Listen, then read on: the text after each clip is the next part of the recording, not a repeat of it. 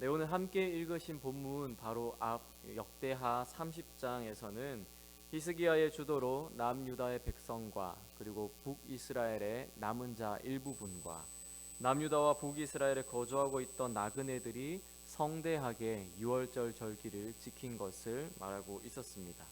그것이 온 이스라엘 백성들에게 큰 은혜가 되었고 예루살렘에 큰 기쁨으로 남아 있었습니다. 그리고 오늘 함께 읽으신 본문에서는 그 이후 히스기야가 여호와 하나님 앞에서 어떤 일들을 행했는지, 그리고 여호와 하나님께로 돌이켰던 백성들은 어떻게 살아갔는지 보여주고 있습니다. 먼저 1절을 보시면 이스라엘 무리가 유다와 베냐민과 에브라임과 므낫세 온 땅에서 산당들과 제단들을 제거하여 없애고 그 이후에 각각 자기들의 집으로 돌아갔다라고 말하고 있습니다. 유월절 절기를 지키러 예루살렘에 왔던 사람들이 그 모든 일들이 끝난 이후에 자신의 집으로 돌아가는 것보다 각 지역에 있는 우상 숭배했던 제단들을 제거하는 것을 더 중요하게 여겼던 모습들을 우리가 볼 수 있습니다. 보통 산당과 제단을 제거하는 것은 왕의 업적으로 역대기에서 많이 기록되었습니다. 그런데 여기에서는 왕이 아닌 백성들이 자발적으로 그것들을 제거했습니다. 30장 14절에서 유월절이 시작할 때에 예루살렘에 모였던 백성들이 예루살렘에 있는 제단과 향단을 모두 제거하여서 기드론 시내에 던져버렸던 일이 있었습니다. 역대기 저자는 유월절의 시작과 끝에 백성들이 산당과 제단을 제거하는 이야기를 기록하면서 이 일이 얼마나 중요한 것인지 강조하고 있습니다. 유월절이 시작할 때에는 예루살렘에만 국한되었었는데 유월절 절기가 끝난 이후에는 예루살렘을 넘어서 온 유다와 베냐민과 에브라임과 므낫세 온 땅에 있는 모든 산당과 제단들을 제거하였습니다. 때로는 우리가 예배나 부흥회나 수련회를 통해서 하나님으로부터 은혜를 받고 이제는 내가 나의 삶의 자리로 다시 돌아가면 은혜 받은 자로서 합당하게 살아가겠다라고 결심하고 결단할 때가 있습니다. 그러나 실제로 우리가 하루를 못 가고 일주일을 못 가서 원래의 우리의 모습대로 돌아오는 경우도 있습니다. 이스라엘 역사에서도 백성들이 하나님으로부터 큰 도움을 받았음에도 불구하고 곧바로 뒤돌아서서 범죄하는 일들이 참 많았습니다. 그런데 이 시기에 백성들은 그렇지 않아 보입니다. 예루살렘뿐만 아니라 자기 집 근처뿐만 아니라 유다와 그 외 다른 지역에 있는 모든 산당과 제단도 제거하는 열심을 이들이 보였습니다. 과거에는 왕이 주도적으로 제거하였으나 백성들의 삶의 자리에는 여전히 산당들이 남아있는 경우도 참 많았습니다. 그러나 이번에는 왕이 명령하지 않아도 자발적으로 백성들이 그들 스스로 이런 종교개혁을 일으켰습니다. 백성들의 마음과 삶에 유월절 절기를 통해서 큰 변화가 있었던 것입니다. 그것은 유월절 기간 동안 그들이 여호와 하나님께로 마음을 돌이켰던 이유 때문입니다. 2절부터는 히스기야가 한 종교개혁이 언급되고 있습니다. 히스기야는 그의 아버지 아하스 왕 시절에 멈춰졌던 성전에서 드리는 예배를 정상화하려고 했습니다. 그래서 제사장과 레위 사람들을 다시 조직하여서 그들이 맡은 일을 수행하게 했습니다. 아침 저녁으로 번제를 드리고 안식일과 초하루와 각각의 절기마다 성전에서 예배가 중단되지 않도록 했습니다. 그것을 위해서 히스기야는 자신의 몫으로 아침과 저녁의 번제와 안식일과 초하루와 절기의 번제에 쓰일 제물을 위해서 자신의 사유재산을 내놓았습니다. 그리고 백성들에게도 그들의 몫을 감당하도록 명령했습니다. 그것은 제사장들과 레위 사람들이 먹고 사는 문제를 백성들이 해결하도록 한 것입니다.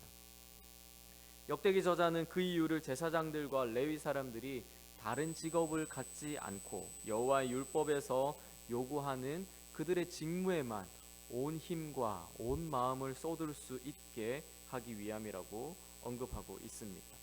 그것이 곧 성전에서 드리는 예배가 중단되지 않고 안정적으로 계속해서 드려지게 하는 방법이기 때문입니다. 히스기야의 아버지 아하스가 유다를 다스릴 때에는 그는 성전의 기구들을 모아서 부수고 성전의 문들을 모두 닫았습니다. 당연히 제사장과 레위 사람들이 할 일이 없게 되고 그러자 타락할 수밖에 없었을 것입니다. 백성들도 제사장과 레위 사람들의 삶을 책임지고 돌아보지 않았습니다. 그래서 그들의 삶이 곤고해지고 마음이 다른 곳으로 향할 수밖에 없었습니다. 히스기야 때 성전을 새롭게 하고 유월절 절기를 지키기 전에 제사장과 레위 사람들이 성결하게 준비되지 못한 것도 그 이유 때문입니다. 그런데 이제 히스기야는 제사장들과 레위 사람들이 조상 대대로 부여받았던 직무인 예배를 드리는 것과 또 성전의 일을 도맡아 하는 것을 온전히 잘 행할 수 있도록 다시 제도를 마련하는 모습을 보여주고 있습니다. 여호와 하나님을 섬기고 예배하는 언약 백성으로서의 부르심을 다시 회복하고자 하는 것입니다. 히스기야가 백성들에게 그렇게 명령한 결과로 많은 예물들이 성전에 들어왔습니다. 남유다 백성들뿐만 아니라 북이스라엘의 백성들도 많은 예물을 보내왔습니다. 셋째 달 맥추절부터 받았던 예물이 일곱째 달 장막절까지 멈추지 않았습니다. 대제사장 아사랴는 우리가 만족하게 먹었으나 그럼에도 불구하고 남은 것이 많다라고 고백할 정도로 풍성한 예물이었습니다. 왕의 명령을 통해서 백성들이 여호와 하나님의 계명을 기쁨으로 지켜 행했던 것입니다. 앞서 1절에서 유월절 절기를 지키면서 은혜를 받았던 백성들이 산당과 제단을 제거하면서 그들의 믿음을 보였던 것에서 그쳤던 것이 아니라 시간이 지나도 여전히 그들의 삶의 자리에서 하나님의 계명을 지켜 행하고 있었던 것입니다. 히스기야는 사람을 세워서 이렇게 많이 쌓인 예물을 각 지역에 흩어져 있는 제사장들과 그리고 레위 자손들에게 나누어 주라고 명령합니다.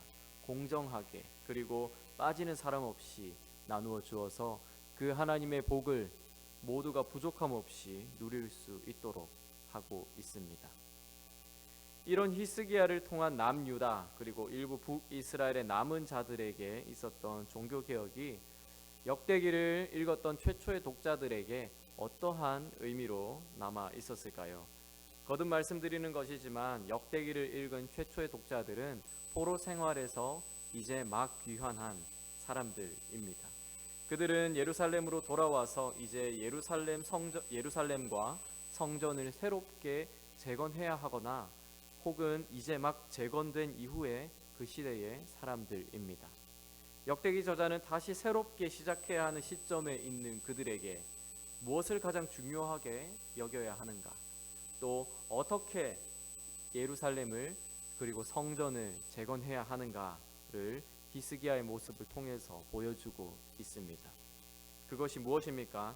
그것은 여호와 하나님께로 돌아가는 것입니다. 그것은 성전의 예배를 회복하는 것입니다. 율법 곧 하나님의 말씀으로 돌아가는 삶입니다. 히스기야가 행했던 것은 새로운 것이 아니었습니다. 그것은 혁신적이고 참신한 것도 아니었습니다.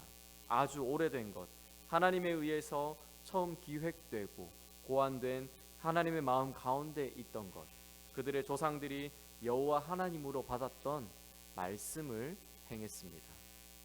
포로에서 귀환한 백성들이 과거의 영광은 찾아볼 수 없는 예루살렘을 보고 어떻게 이 땅을 다시 재건해야 할지, 어떻게 그들이 다시 새롭게 출발해야 할지 고민이 참 많았을 것입니다. 우리는 어떻게 이 나라를 다시 세워야 하는가? 당시 잘 나가는 강대국들을 우리가 따라해야 하는가? 아니면 우리의 상황과 우리의 형편에 맞는 새로운 방법들을 우리가 찾아보아야 하는가? 이런 고민들이 그들 가운데 있었을 것입니다. 그런 사람들에게 역대기 저자는 히스기야를 보여줍니다. 잊고 있었던 구원의 은혜를 다시 기억하라. 하나님을 향한 예배를 회복하라. 하나님의 말씀, 하나님의 율법으로 돌아가라. 이렇게 말하고 있는 것입니다. 이 시대의 기독교인들이 참으로 독특합니다. 하나님의 존재는 부정하지 않지만 성경의 말씀이 시대와 문화를 불문하고 변함없이 적용되는 절대적인 진리, 절대적인 기준이라고 생각하지 않는 사람들도 여전히 많이 있습니다. 나아가 근본적으로 인간의 문제는 하나님의 기준을 떠난 죄에서 발생하는 것이 아니라 다른 사람과의 관계 속에서 조화롭게 살아가는 능력이 부족해서 생겨났다고 생각하기도 합니다. 우리는 휴대폰을 통해 인터넷의 세상으로 들어가면 수많은 정보와 수많은 선생들을 만날 수 있습니다. 이것이 진리다. 여기에 구원이 있다.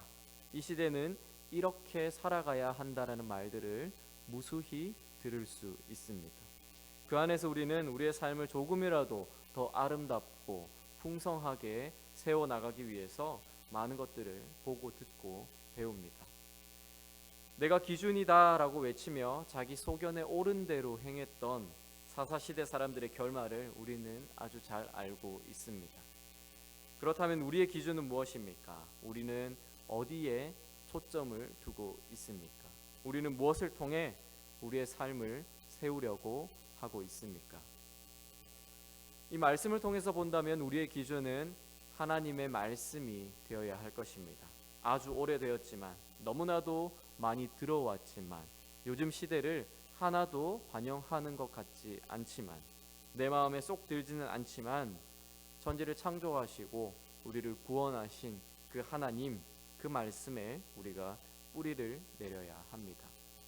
하나님의 말씀은 아주 오래전에 기록되었지만 하나님은 지금도 우리에게 그 오래된 말씀을 통해서 우리에게 말씀하시는 분이십니다. 그 말씀을 우리는 너무나도 많이 들어왔지만 우리는 그 말씀을 들을 때마다 새롭습니다. 하나님의 말씀이 요즘 시대의 유행에 너무나도 뒤처지는 것처럼 고리타분해 보이지만 그분의 말씀은 시대와 상황과 문화를 초월한 영원한 진리입니다. 여러모로 우리가 사는 시대는 복잡한 시대입니다. 그러나 우리가 이 세상에 화려하고 좋아 보이는 것에 우리의 마음을 빼앗기지 않기를 소망합니다. 대신 하나님께 그리고 하나님의 말씀에 우리의 마음을 드릴 수 있기를 소원합니다. 그분으로 인해서 우리의 삶을 새롭게 하고 더 아름답게 쌓아갈 수 있기를 소망합니다. 하나님의 말씀으로 우리가 그러한 삶을 세워나갈 수 있게 되기를 바랍니다. 그래서 오늘 하루도 하나님의 말씀으로 인해서 큰 기쁨과 평안을 얻는 저와 동네 제일교회 성도님들이 되시기를 간절히 소망합니다. 함께 기도하시겠습니다. 하나님, 많은 가르침들이 있고 또 많은 정보들이 있고 여기에 진리가 있다, 여기에 구원이 있다 라고 말하는 말들이 참 우리 가운데 많습니다. 우리가 어디서나 언제나 그 말들을 들을 수 있으나 하나님, 우리의 마음이 이러한 복잡한 시대에서 온전히 하나님을 향할 수 있기를 소망합니다. 하나님의 말씀에 우리가 뿌리를 내릴 수 있기를 소망합니다. 영원히 변하지 아니하고 영원히 우리 가운데 진리가 되는 그 하나님의 말씀을 우리의 참된 진리로 고백하고 믿고 따를 수 있기를 소망합니다. 말씀으로 인해서 우리가 생명을 날마다 얻게 하여 주시옵소서. 날마다 기쁨을 얻게 하여 주시고 평안을 얻게 하여 주시옵소서. 그 말씀을 지켜 행할 때에 우리의 삶이 형통해지는 것도 보게 하여 주시옵소서. 그래서 우리가 하나님의 말씀을 더욱더 믿고 따를 수 있는 은혜가 우리 가운데 있게 하여 주시옵소서. 하나님의 말씀이 우리의 힘이 되는 것을 우리가 날마다 경험하게 하여 주시옵소서. 하나님, 오늘 하루 우리의 삶 가운데 하나님 말씀하여 주시고 또 깨닫게 하여 주시옵소서. 하나님이 어떤 분이신지, 우리를 향해서 얼마나 크고 놀라운 계획들을 갖고 계신지, 하나님 얼마나 선하시고 자비하시고 좋으신 분이신지 깨달아 알게 하여 주시옵소서. 그 하나님과 동행하는 하루 되게 하여 주시고 그 하나님 안에서 기뻐하며 만족하는 하루 될 수 있게 하여 주시옵소서. 감사합니다. 예수님 이름으로 기도드립니다. 아멘.